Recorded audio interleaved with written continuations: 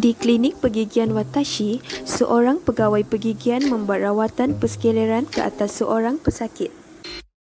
Secara tiba-tiba, penyedut air liur tercabut daripada pemegangnya dan pesakit tersebut terkejut dan tersedak air liur dan darah yang bertakung dalam mulut sehingga mengakibatkan lantai terkontaminasi dengan bendalai badan tersebut. Bendalai badan yang terlibat dalam situasi ini adalah darah dan air liur. Sebagai langkah pertama prosedur pengendalian tumpahan bendalai badan, rawatan yang sedang dijalankan perlu diberhentikan dengan serta-merta.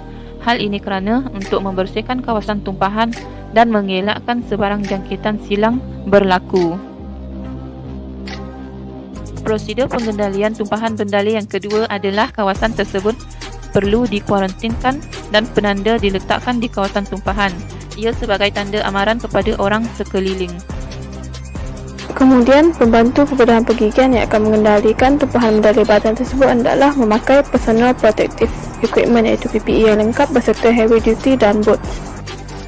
Ini adalah contoh PPE yang perlu dipakai semasa mengendalikan prosedur pengendalian tumpahan bendalai badan, iaitu yang pertama ialah apron plastik, yang kedua Google dan face mask, yang ketiga glove, yang keempat heavy duty glove dan yang kelima boot.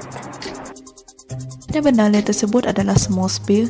Tumpahan tersebut perlu dilap dengan menggunakan tual kertas pakai buang yang dilembabkan dengan larutan sodium hypochlorite. Sodium hypochlorite tersebut perlu dicampurkan dengan air mengikut nisbah yang ditetapkan iaitu 1:10. Kemudian tual kertas pakai buang perlu dimasukkan ke dalam beg plastik sisa klinikal.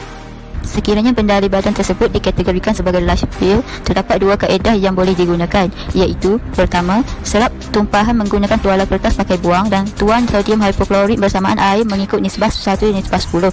Biarkan selama 5 hingga 10 minit atau mengikut arahan pengeluar. Kemudian, bersihkan bahagian terlibat serta buang sebagai sisa klinikal. Sekiranya terdapat splash kit di klinik, pakai PPE yang dibekalkan di dalam kit tersebut.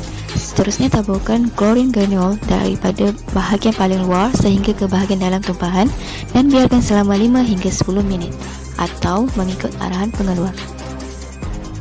Bersihkan chlorine granule menggunakan skop yang telah disediakan dan masukkan ke dalam sel plastik sisa klinikal. Bersihkan kawasan tersebut menggunakan larutan sodium hypochlorite 1:100. Ikat menggunakan kabel tie dan masukkan ke dalam tong sisa klinikal.